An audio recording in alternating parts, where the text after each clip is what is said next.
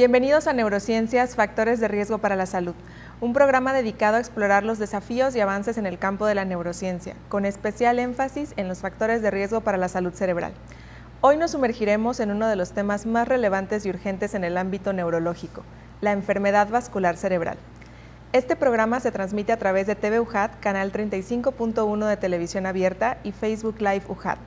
Soy Victoria Cerino Palomino, neuróloga especializada en Parkinson y trastornos del movimiento, y es un gusto estar de nuevo con ustedes. Este episodio llega a ustedes gracias a un esfuerzo compartido entre la Universidad Juárez Autónoma de Tabasco y la Asociación de Neurólogos de Tabasco, AC. La enfermedad vascular cerebral es una de las principales causas de discapacidad y muerte en todo el mundo, afectando a millones de personas cada año. En este episodio exploraremos los factores de riesgo que contribuyen al desarrollo de esta enfermedad, desde la hipertensión, diabetes, hasta los hábitos de vida poco saludables.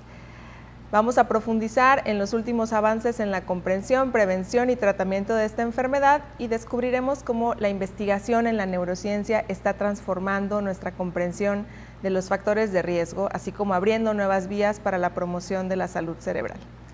Y para ello vamos a dar la bienvenida a nuestros distinguidos invitados, tres destacados neurólogos que nos brindan su expertise sobre la enfermedad vascular cerebral y los factores de riesgo para esta. En primer lugar, tenemos a la doctora Marisela Reyes. Ella es médico internista, neuróloga con alta especialidad en enfermedad vascular cerebral. Ha dedicado su carrera a la investigación y al tratamiento de la enfermedad vascular cerebral, aportando valiosas contribuciones a la comprensión de esta enfermedad. Su vasto conocimiento y su compromiso con la excelencia en la atención médica la convierten en una autoridad indiscutible en este campo. También nos acompaña la doctora Yudmila López Sánchez. Ella es pediatra con subespecialidad en neurología pediátrica, con una destacada trayectoria en abordaje de la enfermedad vascular cerebral en niños, y nos va a proporcionar una visión integral de esta enfermedad de acuerdo a los grupos de edad. Y por último, pero no menos importante, damos la bienvenida al doctor Eric de la Cruz Estrada, un experto, médico internista, neurólogo clínico de adultos, cuya experiencia en el manejo de pacientes con EBC nos brindará valiosas perspectivas desde el punto de vista clínico. Y bueno, finalmente entrando en materia, gracias a todos por estar aquí, acompañarnos el día de hoy. Doctor Eric, ¿cómo podría explicar brevemente qué es la enfermedad vascular cerebral? Muy bien, claro que sí. La enfermedad vascular cerebral, de entrada tengo que mencionar los nombres con los que se la conoce, porque quienes nos escuchan dirán que han escuchado, o sea, de lo que estamos hablando no es lo que ellos han escuchado. La gente común lo conoce como embolia, lo conoce como evento vascular cerebral, accidente cerebrovascular, accidente vascular cerebral, EBC, son las formas en las que la mencionará el médico general, el médico familiar, en las que la mencionará el internista.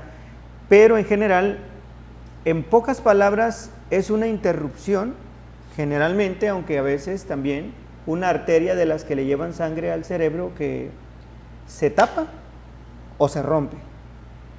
Cuando se tapa, ya no le continúa llegando sangre y por lo tanto oxígeno a las neuronas, a ese tejido, y ese tejido necesariamente va a morir. Cuando en el caso de que se rompe, ocurre lo mismo, es como cuando una manguera de agua se rompe, pues ya no le llega agua a las plantas, es más, le llega además, se pudre en la raíz y se muere. En el caso del evento vascular hemorrágico, no llega sangre como debiera ser, pero esa sangre excesiva también causa daño. Ambas tienen una manifestación de inicio súbito. El paciente se pone mal de un momento a otro. Entonces, en pocas palabras, la enfermedad vascular cerebral es el daño en el riego arterial en una parte del cerebro. Y obviamente, como en el cerebro está el lenguaje, la comprensión, el equilibrio, el movimiento, la sensibilidad, entonces hay un deterioro súbito de cualquiera de esas funciones. Entonces, ahorita mencionaba como la afectación de arterias, que como el público debe conocer, son los vasos sanguíneos que llevan sangre más oxigenada, mientras que las venas llevan sangre menos oxigenada. Doctora Marisela Reyes, ¿pasa algo en las venas? ¿Puede también entrar dentro de enfermedad vascular cerebral? Claro que sí. Como ya lo mencionaba el doctor Eric, pues las arterias es el principal afectación que tiene la interrupción de la sangre, pero también se ha determinado que hay afectaciones a nivel del sistema venoso, que es menos común, la verdad, sí, en cuanto a proporción de arterias y venas es muchísimo menos común, pero sí existe.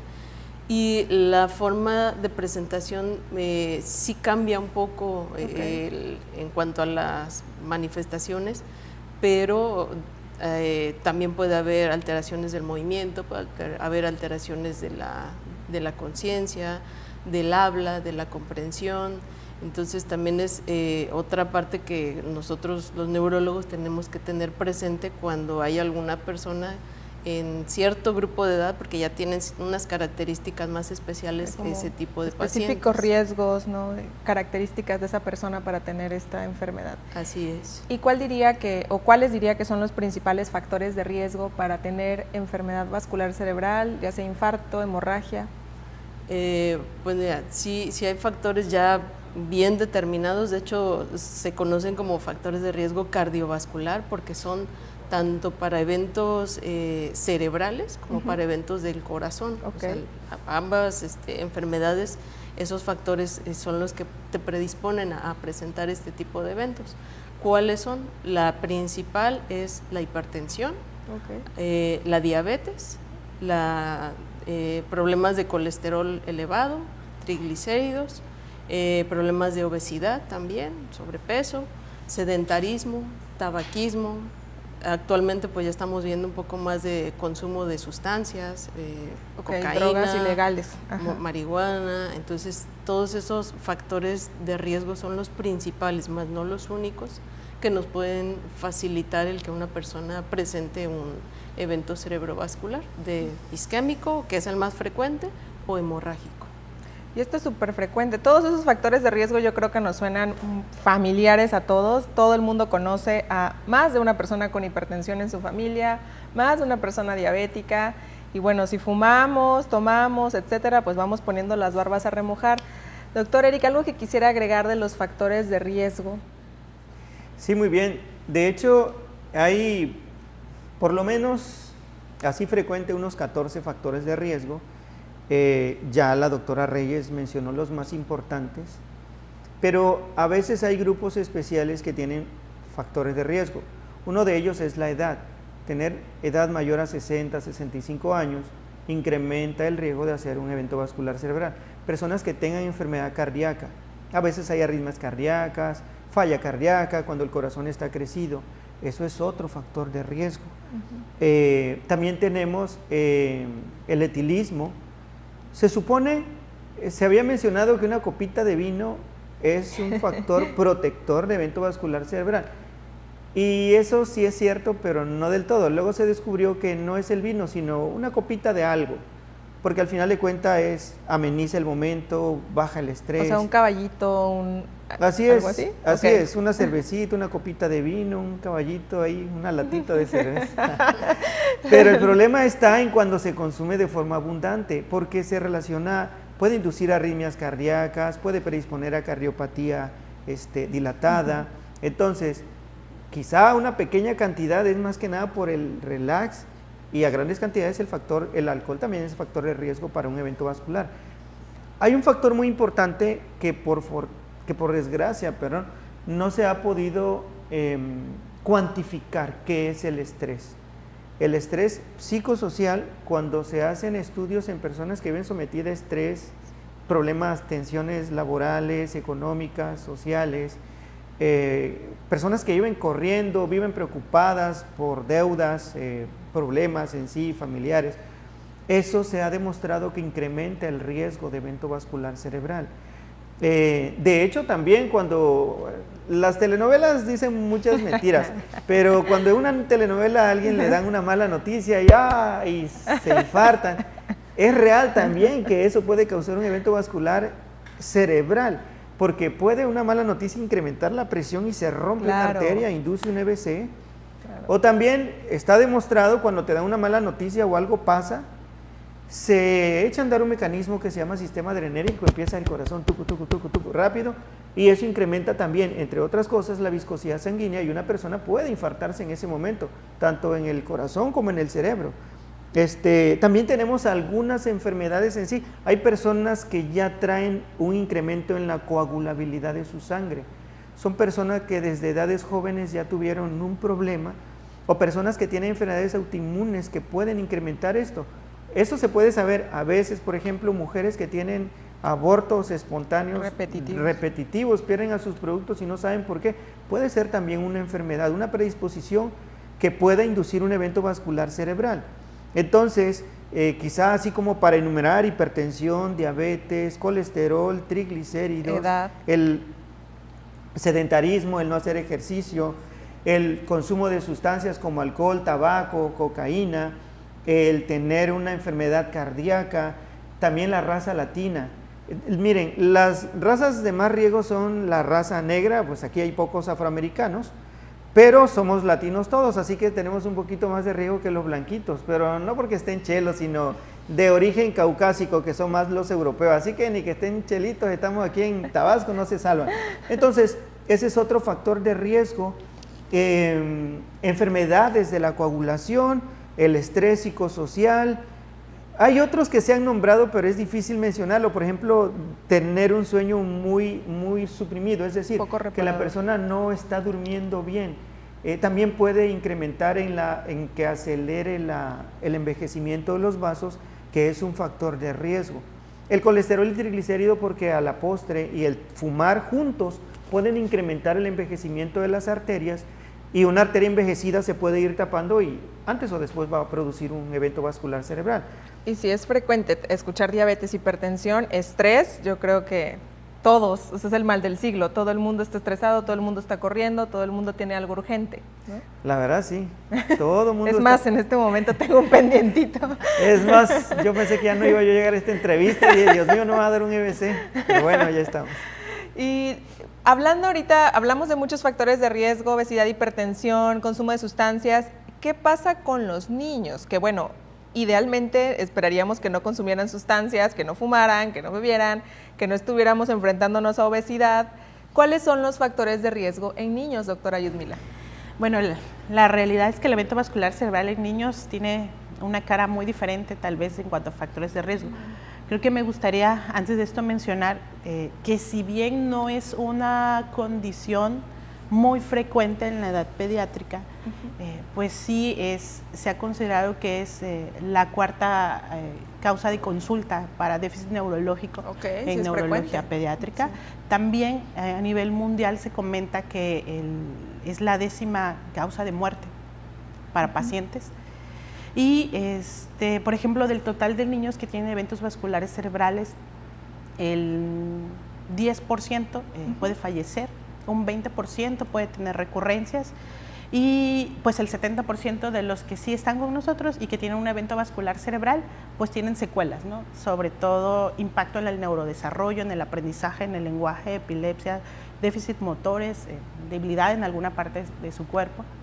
Y entonces eso impacta mucho en la calidad de vida del niño a largo plazo. Si bien en el adulto también tienen muchas complicaciones, claro, el tiempo de evolución va a ser más largo para el paciente pediátrico, ¿no? Porque lo toma desde una edad en la cual el cerebro está en proceso madurativo, ¿no? Entonces puede afectar bastante importante, mucho mejor dicho, el neurodesarrollo del paciente. Claro, y cambia totalmente a lo mejor la vida de la persona y de la familia, ¿no? También. Pues tiene una afección muy importante a nivel social, a nivel económico, sí, no solamente para el paciente, sino también para el familiar, para el cuidador principal. Al final nunca lo volteamos a ver a él, pero el familiar que va a tener el cuidado por mucho tiempo del paciente también tiene un desgaste muy importante. Entonces, dentro de los factores de riesgo para el paciente, como mencionó la doctora Marisela, la principal causa es como el evento vascular arterial isquémico. Se divide en muchas. La principal causa son las cardiopatías, ¿no? en el paciente. Cardiopatías congénitas, cardiopatías adquiridas, arritmias cardíacas, los pacientes que por alguna cardiopatía tuvieron procedimientos quirúrgicos y que estuvieron expuestos a bomba extracorpórea por mucho tiempo, también tienen un riesgo elevado de, aparte de tener la cardiopatía, tener un evento vascular, o sea, son dos banderitas rojas para el paciente. También están las vasculopatías, es decir, los daños de causa primaria a los vasos. Se dice que en la edad pediátrica... Se haya nacido con algún problema ya de vasos sanguíneos. Aunque la principal causa la comentan como la vasculopatía arterial unilateral o focal. Se supone que el vaso, las capas de los vasos tienen algún defecto que hacen que se cierren o se estenocen. Pero cuando vamos a ver la literatura y estudiamos el por qué tiene eso, también hay factores de riesgo, como los procesos infecciosos. Nos hablan, por ejemplo, la exposición cuando nos da varicela. La varicela le condiciona un riesgo de enfermedad vascular al paciente, ¿no? ¡Qué miedo! Todos hemos tenido varicela, ¿verdad? El virus se queda, por decirlo así, en la capa íntima del vaso y puede condicionar que se cierre a largo plazo. Digo, no todos lo realizan, pero es un factor de riesgo. Quiere decir que nosotros como pediatras y como neurólogos tenemos que verlos en la consulta externa si es que tienen alguna complicación en ese aspecto. Claro, importante conocer los factores de riesgo porque eso nos va a llevar a cuándo debemos acudir, a lo mejor de forma preventiva. Hemos hablado mucho de factores de riesgo, vamos a continuar en nuestro siguiente, después del corte, con los signos clínicos, cuáles son los síntomas a los que debemos estar atentos para sospechar enfermedad vascular cerebral. Volvemos.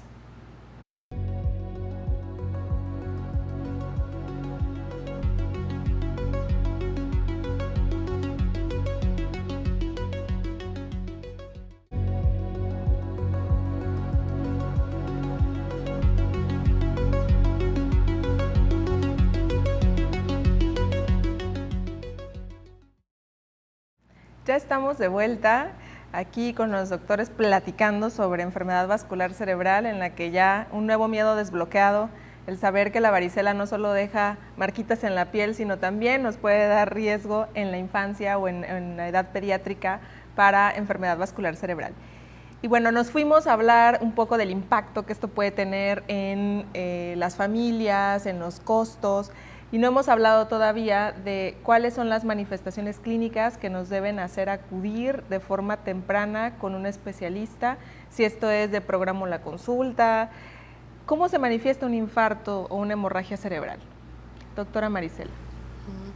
Pues sí, son unos datos que pues la mayoría de las personas puede presentar, sobre todo de los que más frecuentemente son 3 datos. Es alteraciones de la fuerza y generalmente son alteraciones de un solo lado desde la cara, el brazo, la pierna, unilaterales, ya sea del lado derecho o lado izquierdo, realmente no importa de qué lado pudiera ser. Puede tener esa persona también en ese mismo momento alteraciones en la simetría de la cara, es decir, que la boca se les va de lado, como comúnmente lo reconocen los familiares, que se les va chueca. Queda chueco, sí. Ajá. Y también las alteraciones en la forma de hablar. Puede ser desde que sientan como que se les enreda la lengua, que ya no pronuncian adecuadamente las palabras, o llegar hasta el extremo en que ya no pueden ni siquiera hablar. Emitir nada. Ajá. O incluso, aparte de que no puedan hablar, tampoco puedan comprender lo que está pasando o lo que está sucediendo.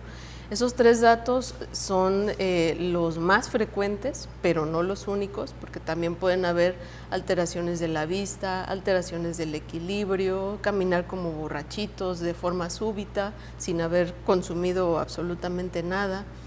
Y esos datos pues son datos de alarma, lo que nosotros le conocemos como banderas rojas, en el que una persona, si presenta alguno de esos síntomas, tiene que acudir de forma inmediata a atención médica hospitalaria, o sea, ni siquiera es programo la consulta, pido una opinión. Bien importante esto, ¿eh?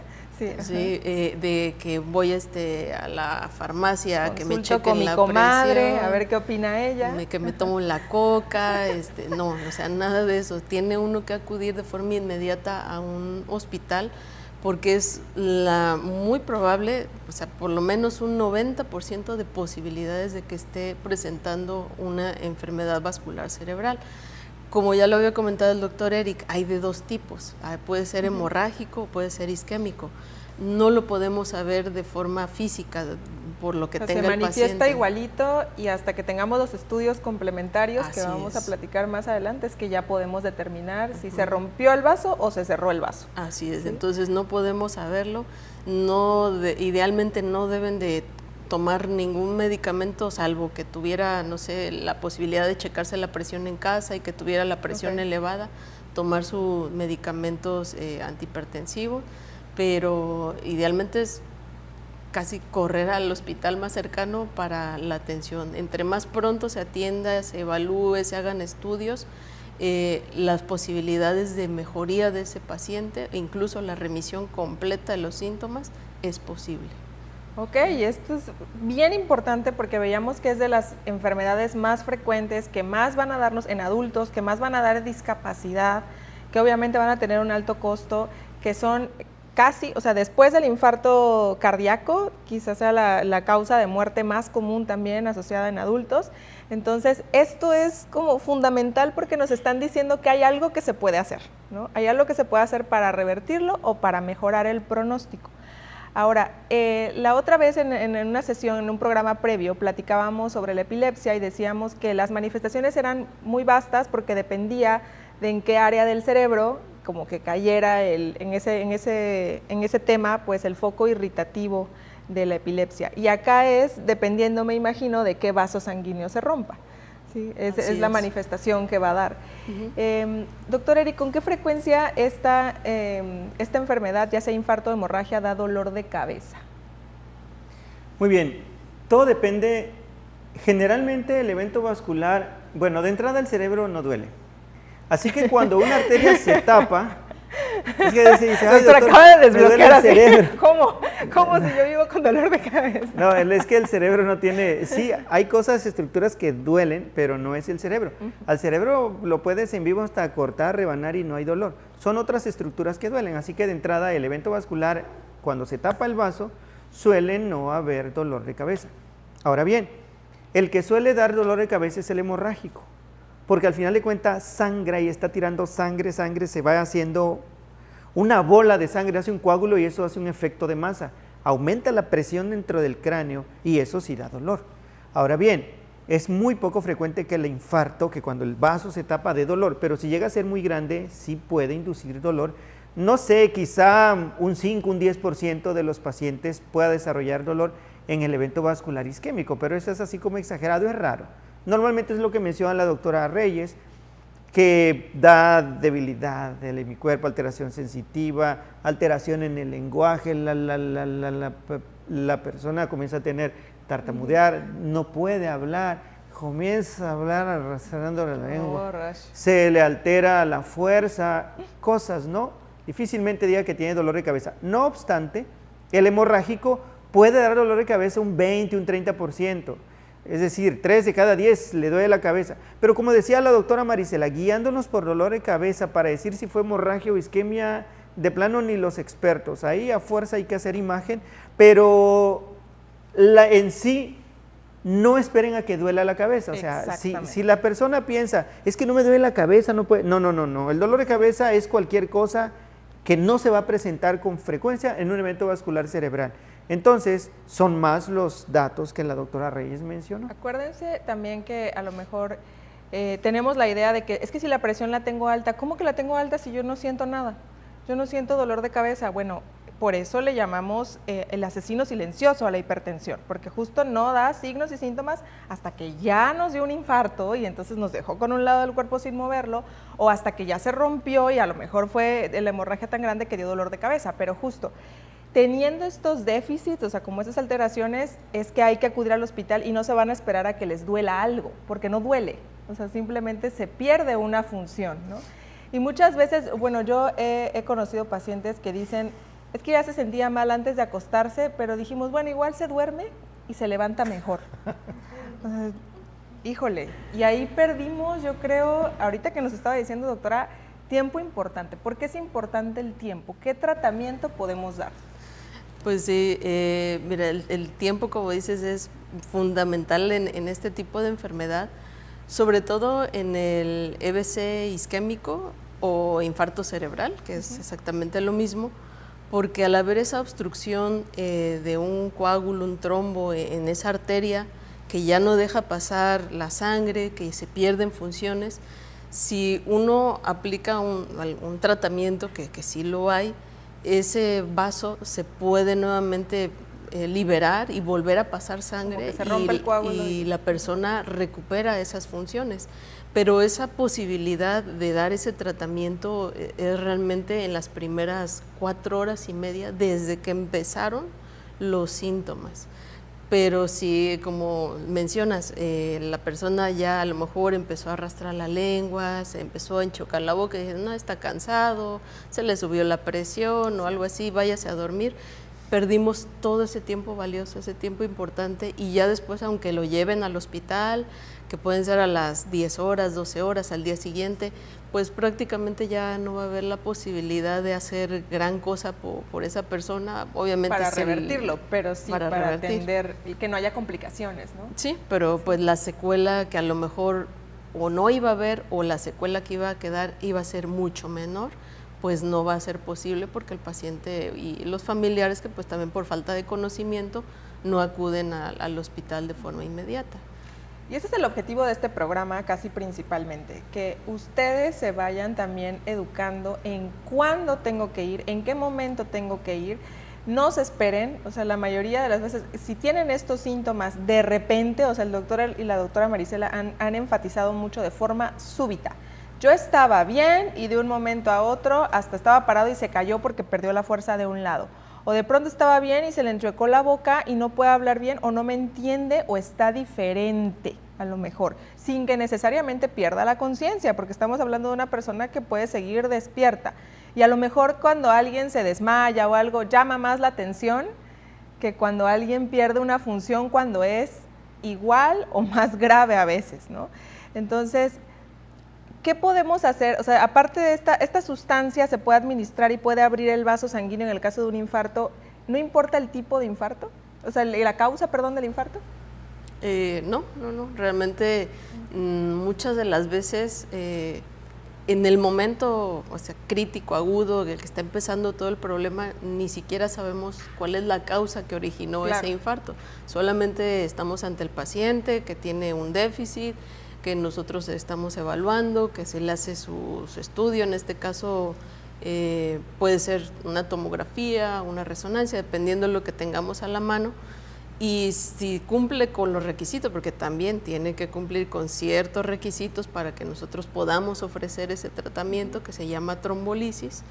Se puede trombolizar prácticamente cualquier paciente con las indicaciones bien claras, y el paciente, no importa si la causa es una arritmia, si la causa es colesterol, si la causa es tabaquismo o todas ellas juntas, realmente no hay diferencia, se puede trombolizar un paciente. Ok, ahora, doctor Eric, esto suena así como un poco de primer mundo, tener una herramienta así, esto es caro, esto está accesible para todos. Yo corro al hospital, ¿a qué hospital corro? ¿Al centro de salud? ¿Qué recomendaría usted? Ok, muy bien. Como ya había mencionado la doctora, cuando hay un evento vascular, las manifestaciones siempre son súbitas. Deterioro de la fuerza, el equilibrio, de la sensibilidad. Cada minuto que pasa, cada segundo que pasa, son millones de neuronas que van muriendo. Porque una vez que no les llega sangre, primero entran como una especie de hibernación. No muere, pero entra en inactividad para que la poca energía que tenga sea para vivir, pero es limitada a unos minutos.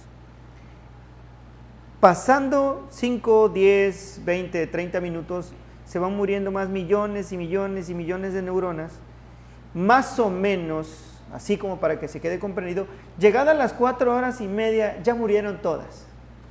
No es así, pero bueno, es la idea que quiero que quede.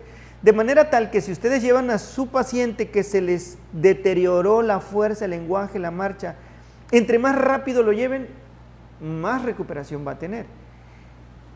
¿Qué tecnología se necesita para poner? Por ejemplo, el medicamento se llama trombolisis, es un líquido, se prepara, no tiene mayor ciencia. La ciencia está en primero saber si es un evento vascular cerebral y que sea un isquémico, es decir, que la arteria se tapó. Y eso a fuerza necesita de una imagen. Lo más frecuente de conseguir es un tomógrafo. Entonces, no lleven al paciente al centro de salud, porque ahí van a perder tiempo valioso. Incluso aquí en Tabasco, si lo llevan a un hospital regional que no tenga tomógrafo, seguirán perdiendo tiempo valioso. tráiganlo a Villahermosa, hay varios lugares. En el Hospital Juan Graham tenemos todo lo que se necesita, pero bueno, no quiere decir que los demás no lo tengan. Está el IMSS, el ISSSTE, Pemex, tienen lo necesario, y una vez que ya se hizo la tomografía, se evaluó el paciente, eso es rápido. Miren, una tomografía tarda en hacerse 5 minutos. A lo mucho, ¿no? 10, juntando que el camillero tardó en llevarlo, ¿no? Y en lo que nosotros le rascamos aquí y allá para saber qué tan mal está, otros 5 minutos, pero lo podemos hacer casi en simultáneo. Entonces, en hospitales de primer mundo, que es lo que mencionaba, al paciente hay un concepto que se llama puerta aguja, es decir, en el momento que llega al hospital hasta que ya le estamos clavando el medicamento en la vena, es un tiempo limitado, 5 minutos 10. Obviamente nosotros soñamos con eso, pero pues en el Hospital Juan Graham, el más pronto que se aplicó fue 40 minutos, algo así. Entonces, no es tan prolongado, pero lo más importante es que el paciente llegue a la institución. Claro. Luego a veces sucede, doctor, es que fíjese que se deterioró. ¿A qué hora? No, pues es que fue a las 7 de la mañana y yo lo estoy viendo a las 5 de la tarde. ¿Y a qué hora llegó aquí? No, pues lo trajimos hace una hora. ¿Y por qué no me lo trajeron? O sea, es que no sé por qué pierden el tiempo. O sea, como dice la doctora, miren, si a su paciente se le enchueca la boca, se le debilita la mano, deja de mover un hemicuerpo, llévenlo, pero así como más rápido que de inmediato a un hospital grande para que se le pueda hacer lo que se tenga que hacer, y si todo se le aplica la trombolisis, y fíjense que el paciente es mágico. Una vez que el paciente se le pone la trombolisis, puede haber una recuperación desde mínima a una recuperación total. Hagan de cuenta un acto de magia, es sorprendente, pero una vez que pasaron las 4 horas y media, sí hay otros tratamientos por dar, pero se llama prevención secundaria, pero su secuela ya la va a tener. A veces la secuela es mínima, pero no hay como llevar al paciente inmediato para que lo que dice que ocurre en primer mundo, eso lo hacemos en Villahermosa, aunque no estemos en primer mundo, pero lo más importante es que el paciente llegue tempranito. Así es, esa es la parte que les toca y que es importante tener en cuenta. Doctora Yudmila, ¿los tratamientos que ahorita mencionamos también se aplican para niños?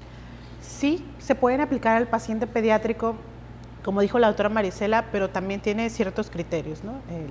La trombolisis se puede realizar, nos marcan, ¿no?, edades permitidas a partir de los 2 años, estrictamente podría utilizarse. Pero el problema es que tenemos que hacer una adecuada evaluación neurológica sobre el paciente, porque hay eventos que podrían simular en el paciente pediátrico una isquemia, un infarto, y no ser precisamente eso. Por eso es muy importante, como dijo el doctor, la atención inmediata con el especialista para reconocer si el paciente amerita esto. Ellos, dentro de sus indicaciones, hablan de edades también. Nosotros también podemos manejarlo.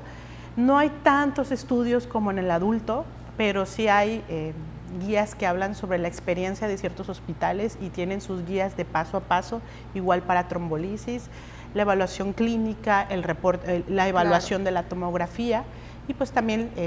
claro, todo tiene como sus directrices y todo tiene que ir en un orden. Pero necesitamos conocer si en realidad es un evento isquémico en el paciente. Muy bien. Bueno, pues ya hemos hablado un poquito ahora de lo que tenemos que hacer, de lo que nos toca a nosotros en el caso de tener síntomas o a los familiares que lo observen. Vamos a regresar para hablar un poco más de la enfermedad vascular cerebral. Vamos al corte y volvemos.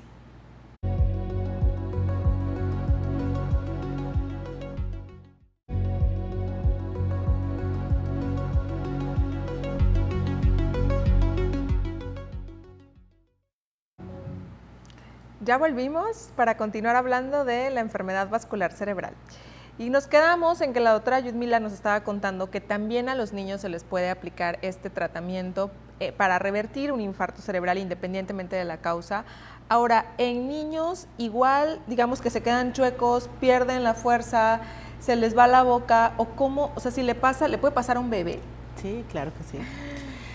La parte importante es que los síntomas en la edad pediátrica pueden ser hasta inespecíficos o pueden parecerse mucho también a la del adulto. Esto es porque pueden presentarse desde que está en el vientre, desde la semana 20 de gestación hasta los 28 días, se conoce como un evento vascular perinatal, es decir, que pueden hacer con una deficiencia del paciente, y después de eso viene el postnatal, o sea, a partir del mes de vida. Y eso nos conforme damos va cuenta en creciendo. una imagen, una tomografía que se le hizo que dicen tuvo un infarto, Sí, ¿no? y porque normalmente el paciente no se parece tanto los signos a la del adulto. Por ejemplo, en un bebecito, como el cráneo no está soldado por completo, entonces si hay un evento vascular isquémico o hemorrágico, podría estar asintomático y posteriormente presentar algo de irritabilidad, dejar de comer, la mollerita, o mejor dicho la fontanela, se pone tensa, puede tener crecimiento de la cabeza. Cuando hay una trombosis, por ejemplo, la de la vena de Galeno, el paciente no va a tener una hemiplegia, va a cursar con insuficiencia cardíaca en el recién nacido. Y Totalmente así, diferente, conforme va ¿no? creciendo, se va pareciendo más a la del adulto. Ok. Una crisis epiléptica, una hemiplegia, dificultad para hablar. También alteraciones de la coordinación, la verdad es que es totalmente distinto al del adulto. Es muy importante que si las mamis notan algo en sus niños que no es normal, porque ustedes lo conocen mejor que nadie, acudir con el especialista, directamente al hospital, centro de salud de preferencia, no dejarlo para mañana. Es importante la evaluación inmediata del paciente, pues para evitar las secuelas y la mortalidad. Y acuérdense que estos trastornos, o sea, la enfermedad vascular cerebral es súbita, ¿no? También Sí. en este caso es algo que estaba bien y empieza de repente el niño. En el recién nacido, bueno, en los primeros 28 días puede ser un poquito más subagudo, o sea, tomarle más tiempo la evolución. Digo, no va a pasar 3 o 4 semanas, ¿no? Pero en el periodo de una semana ir notando cada vez la irritabilidad. Si el paciente sangra, puede tener al inicio una crisis epiléptica, puede solo estar irritable, puede dejar de comer y después viene el deterioro súbito. Qué O sea, difícil sí identificar es por qué está irritable un niño, ¿no? Sí, por eso lloran es por necesario todo, ¿no? que lo evalúe el especialista, Sí. porque es la única forma de saber si es algo urgente que resolver. Ahora, obviamente como ahorita decíamos que esto es causa de muerte, causa de discapacidad, cuesta mucho dinero a la familia, cuesta mucho dinero al paciente, cuesta mucho dinero a la sociedad, en costo tanto económico como social. Obviamente hay muchas iniciativas que se han intentado para tratar de que nosotros, de que ocurra menos y de que si ocurre sea tratado de forma temprana. Doctora Marisela, ¿qué nos podría hablar de eso? ¿Qué se ha hecho como a nivel institucional para que logremos este objetivo? Pues bien lo decías, o sea, lo ideal es que esta enfermedad no sucediera. O sea, eso sería el sueño. lo mejor, sí. Pero pues la realidad es otra. Es una enfermedad tan frecuente que pues no tenemos datos así contundentes, francos de por ejemplo, cómo está nuestro estado. Sabemos a nivel mundial más o menos cuántas casos pasan, son millones de casos que pasan en el mundo por año. Tabasco, pues no hay datos pues realmente así bien específicos, pero por lo menos lo que el hospital en donde yo laboro, que es el Hospital Juan Graham, hemos hecho algunas estadísticas y por lo menos de 2 a 3 pacientes diarios están llegando con un infarto cerebral.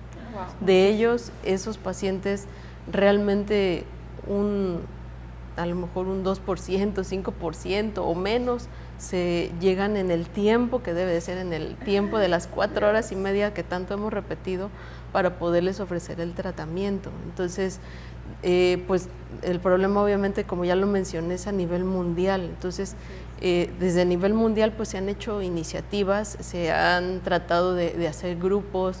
A nivel mundial está el grupo Angels, que trata de precisamente estar promoviendo la educación en los pacientes, que reconozcan todos los síntomas. A nivel de Latinoamérica también hay grupos. A nivel México contamos con lo que es el grupo de AMEVAS, que es la Asociación Mexicana de la Enfermedad Vascular Cerebral. Que son neurólogos especializados en enfermedad vascular cerebral. Así es, que estamos tratando de mejorar la atención de todos estos pacientes que desarrollan la enfermedad vascular cerebral. Y dentro de todas esas iniciativas se han hecho, por ejemplo, Estados Unidos a lo mejor son los primeros que empezaron a tratar de que toda esta información que tenemos los médicos bajarla como que algo más comprensivo y más fácil de reconocer para las personas que conviven con el paciente de forma diaria, que no son médicos. Exacto. Y que a lo mejor les cueste trabajo comprender todos los términos que nosotros decimos o lo que está sucediendo. Y ellos empezaron en Estados Unidos con unos acrónimos. Por ejemplo, ellos tienen el FAST, que pues son siglas en inglés, que cada una, la F significa alteraciones de la cara, la A, alteraciones en la movilidad del brazo, la S, las alteraciones en el lenguaje, y la T, que significa pues acudir lo más pronto posible al hospital. Pues para traerlo a México, pues es el FAST, pues es difícil que la población lo pueda comprender, entonces se han hecho también acrónimos.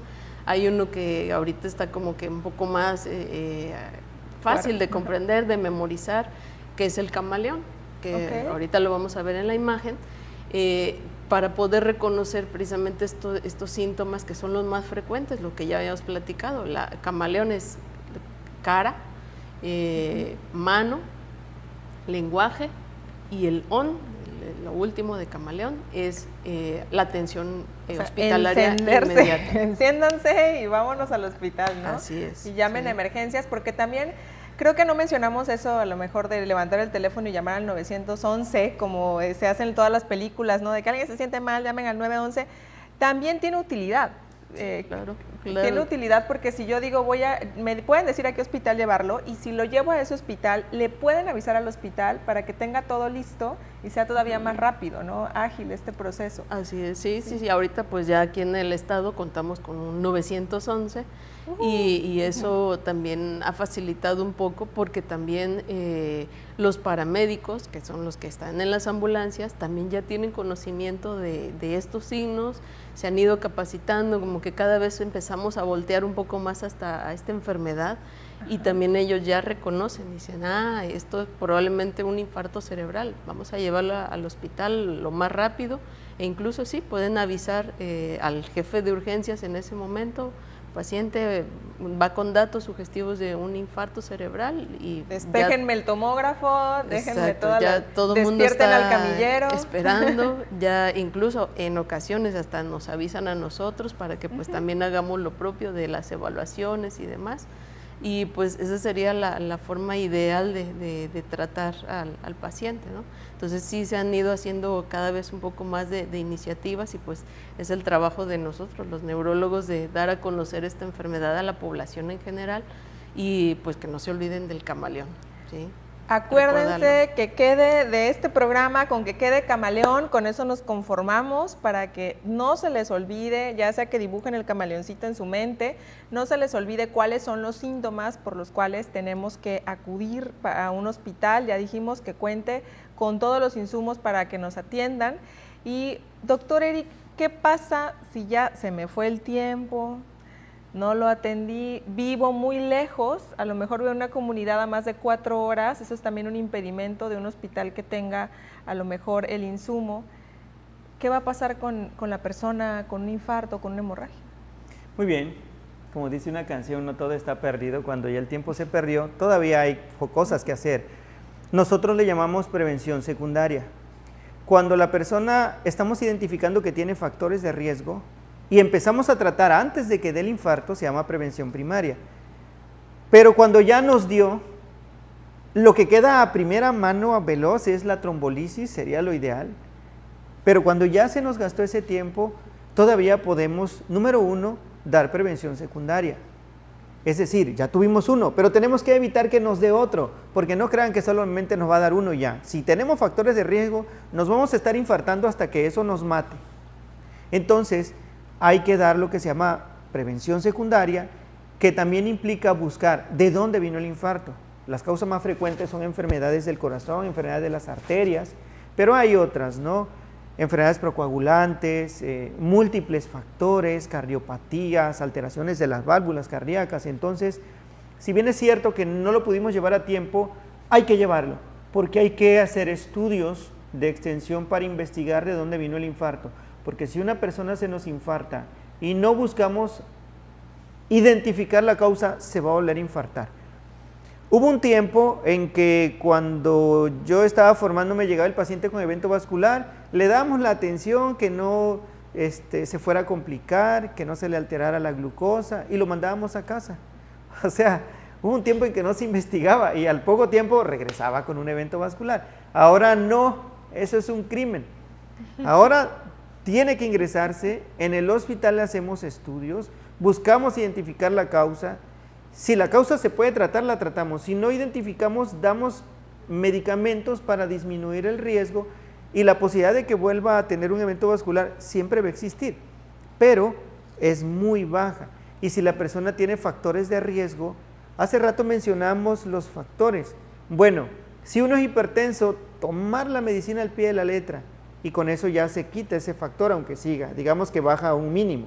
Si es diabético, que controle bien su azúcar, baja al mínimo. Está gordito, que baje de peso. No hace ejercicio, que se salga a caminar o a correr. Fuma, dejar de fumar. Es que bebe recio, dejar de beber. Y así por el estilo. La edad pues no la podemos cambiar, ¿no? Entonces siempre va a haber factores que van a quedar, pero si bajamos al mínimo los factores de riesgo, la posibilidad de tener un infarto baja drásticamente.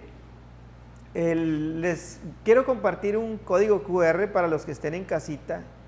Ojalá y se los ponga un segundo para que le tomen foto. Ya con los dispositivos se escanea. Se llama riscómetro. Y ahí ustedes allí en casita pueden con su abuelito, abuelita, a ver abuelito, ¿cuántos años tiene? Le voy poniendo, ¿eres hipertenso? Sí, ¿cuánto pesas? Tal, ¿cuánto mide? Y ahí les tira en 2 minutos qué posibilidad tiene de que su abuelito se les infarte ese año y en los siguientes 5 años y en los siguientes 10 años.